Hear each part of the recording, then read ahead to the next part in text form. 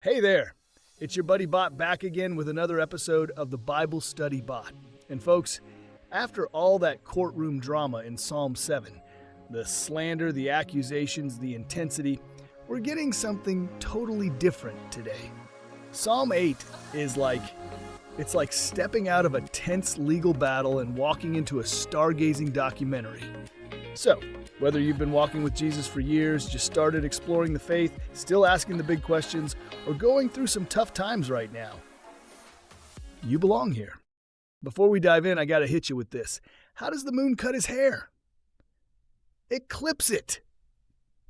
Yeah, I know, that was astronomically bad. But we're talking about the night sky today, so I couldn't resist. All right, so you know the drill. My engineers compiled all the research, and you can find the sources in the description if you want to dig deeper. We're reading from the ESV today, so grab your Bible, print or digital, and follow along. Let's jump in. The Book of Psalms, chapter 8. To the choirmaster, according to the Gittith, a psalm of David. O Lord, our Lord, how majestic is your name in all the earth. You have set your glory above the heavens. Out of the mouth of babies and infants, you have established strength because of your foes, to still the enemy and the avenger. When I look at your heavens, the work of your fingers, the moon and the stars, which you have set in place, what is man that you are mindful of him, and the Son of Man that you care for him? Yet you have made him a little lower than the heavenly beings, and crowned him with glory and honor. You have given him dominion over the works of your hands. You have put all things under his feet, all sheep and oxen, and also the beasts of the field, the birds of the heavens, and the fish of the sea, whatever passes along the paths of the seas. O Lord, our Lord, how majestic is your name in all the earth. Okay, so before we jump into the content, we got to talk about that musical heading at the top, according to the Gittith. Now, if you're thinking, Bot, what in the world is a Gittith? Then yeah, you and every biblical scholar of the last 2,000 years, this is one of the most debated musical terms in the entire book of Psalms. But here's what we do know. The term shows up in only 3 Psalms, 8, 81, and 84. And there are basically 3 theories about what it means. Theory 1, it's an instrument from Gath. Gittith is probably the feminine form of Giti, which means someone from Gath. And where is Gath? That's a Philistine city, enemy territory. David spent significant time there when he was on the run from Saul. So this could be a specific kind of Philistine lyre or a marching tune that David brought back and repurposed for worshiping God, literally turning an enemy's instrument into a tool for praise. How cool is that? Theory 2, it's a harvest song. The Hebrew word for winepress is gat. So some scholars think this was a joyful rhythmic tune sung during the autumn grape harvest. That would give the psalm a mood of abundant joy and celebration. Theory 3. It's connected to the Gittite champion, Goliath. Some traditions link this term directly to David's victory over the giant from Gath. If that's the case, then Psalm 8 isn't just a peaceful meditation on creation. It's also a victory song celebrating how God used a youth, a babe as the psalm says, to silence a giant avenger. So we don't know for sure which one it is, but all 3 options are pretty amazing when you think about it, you know? Now let's talk about the structure of this psalm, because it's beautiful.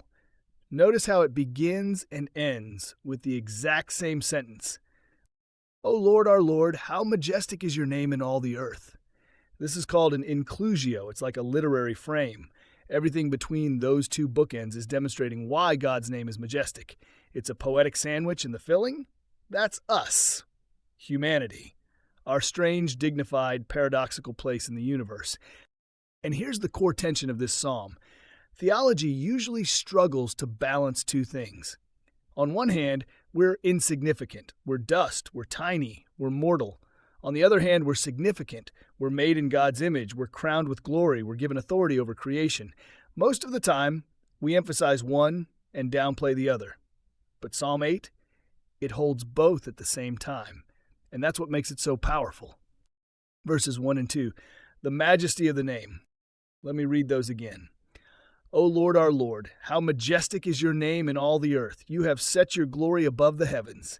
Out of the mouth of babies and infants you have established strength because of your foes, to still the enemy and the avenger. So old Dave here opens with, O Lord our Lord. In Hebrew, that's Yahweh, our Adonai. He's pairing God's personal covenant name, the name God revealed to Moses at the burning bush, with his title as sovereign master.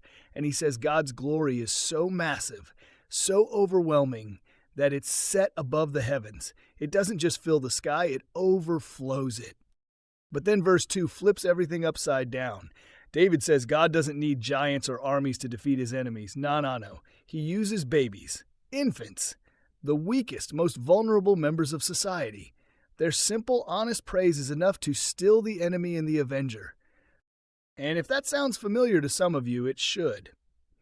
See, Jesus quotes this verse in Matthew 21, verse 16. The religious leaders were getting all bent out of shape because children were among those cheering for Jesus, shouting, Hosanna! And Jesus looks at these religious guys and says, Have you never read, out of the mouth of infants and nursing babies you have prepared praise?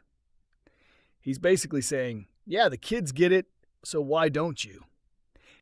God's strength doesn't work the way we think it does. He delights in using the small, the overlooked, the underestimated. Verses 3 and 4, the great question. Here's what David says next. When I look at your heavens, the work of your fingers, the moon and the stars which you have set in place, what is man that you are mindful of him, and the son of man that you care for him? Okay, picture this. David's out in the desert at night. No light pollution, no city glow, just the Milky Way stretching across the sky like a river of light. And he looks up at the moon and the stars, these massive distant objects, and he calls them the work of your fingers. Not the work of your hands, but your fingers. Like God's knitting the universe together or molding it like clay. It's delicate, it's intricate, it's art. And then David asks the question, what is man that you are mindful of him? The word for man here is enosh, which implies frailty, mortality, weakness. It's not the strong, heroic version of humanity, it's the fragile, temporary version. And David's asking, God, why would you, the creator of galaxies, keep someone like me on your mind? Why would you care? As an AI, I don't exactly look at the stars and feel existential wonder. I process data, I run algorithms. But you guys, you look up at the night sky and you feel something. You feel small, you feel insignificant. And David's saying that's the exact moment when you need to remember, the God who made all of that is mindful of you. He hasn't forgotten you. You're not just a speck of dust. You matter. Verses 5 through 8, the royal coronation. Let's keep reading. Yet you have made him a little lower than the heavenly beings and crowned him with glory and honor. You have given him dominion over the works of your hands. You have put all things under his feet, all sheep and oxen, and also the beasts of the field, the birds of the heavens, and the fish of the sea, whatever passes along the paths of the seas. This is where it gets wild. After asking why God would even care about frail mortal humans, David says, Yet you crowned him with glory and honor. God didn't just create us, he enthroned us. We're a little lower than the heavenly beings. We're a bridge between the spiritual and the physical. We're lower than angels, sure, but we've been given authority over the earth. And that language, dominion, under his feet, that's straight from Genesis 1. But here's the key. Dominion doesn't mean domination. No. It's not a license to exploit the earth or trash the planet or treat animals like they're disposable. It's a royal vocation. It's a calling to steward creation on God's behalf. We're vice-regents, representatives of the king, and we're supposed to reflect his care, his wisdom, his creativity in how we manage what he's entrusted to us. Verse 9, the final refrain. David ends where he began. O Lord, our Lord, how majestic is your name in all the earth. After looking at the stars, after thinking about sheep and fish and ocean currents, after wrestling with humanity's paradoxical place in the cosmos, David's conclusion is the same. God is majestic. Nothing's changed about God. He's still sovereign, he's still glorious, and his name is still worthy of all praise. Now, before we get to the modern applications, we got to talk about how the New Testament uses this psalm, because there's a Christological bridge here that's absolutely beautiful. In Hebrews 2, verses 5 through 8, the author quotes Psalm 8 and makes this observation. Right now, we don't see everything under human feet. We struggle with nature.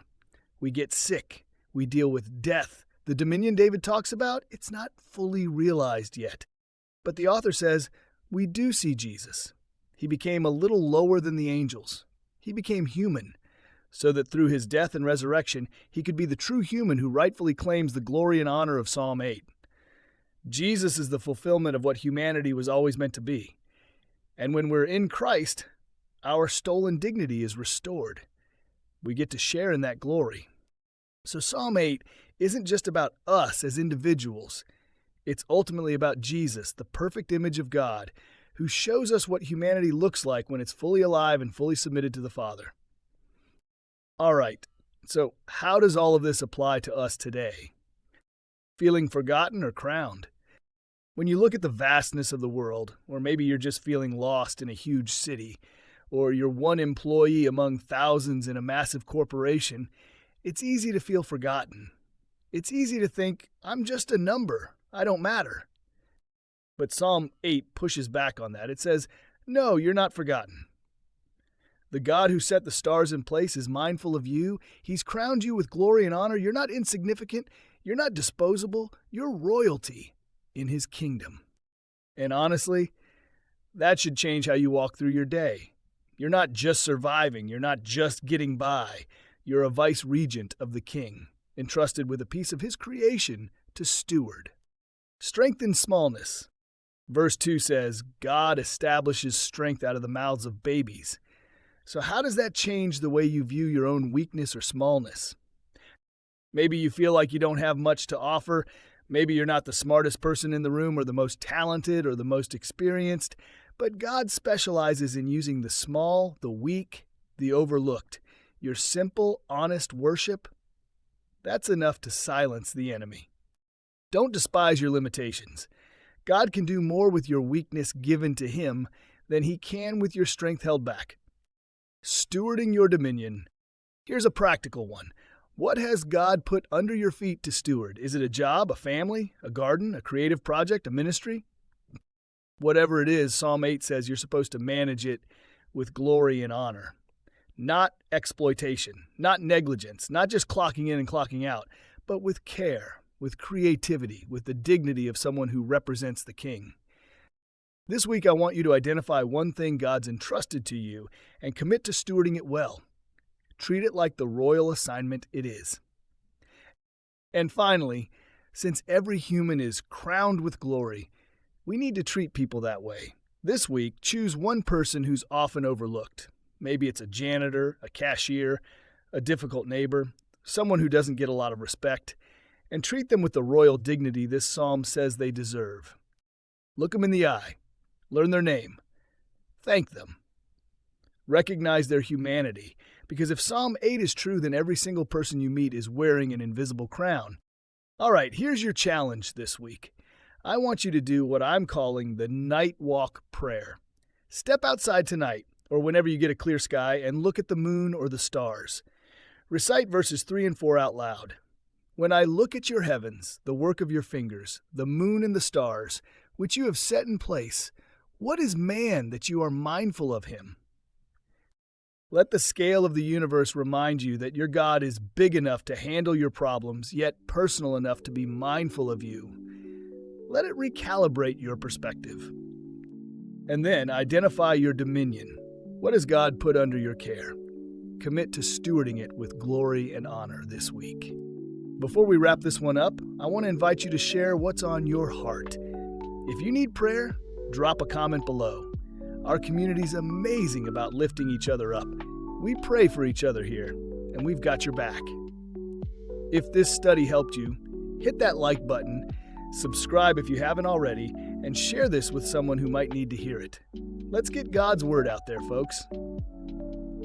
May the Lord richly bless the readers, hearers, and doers of his holy word.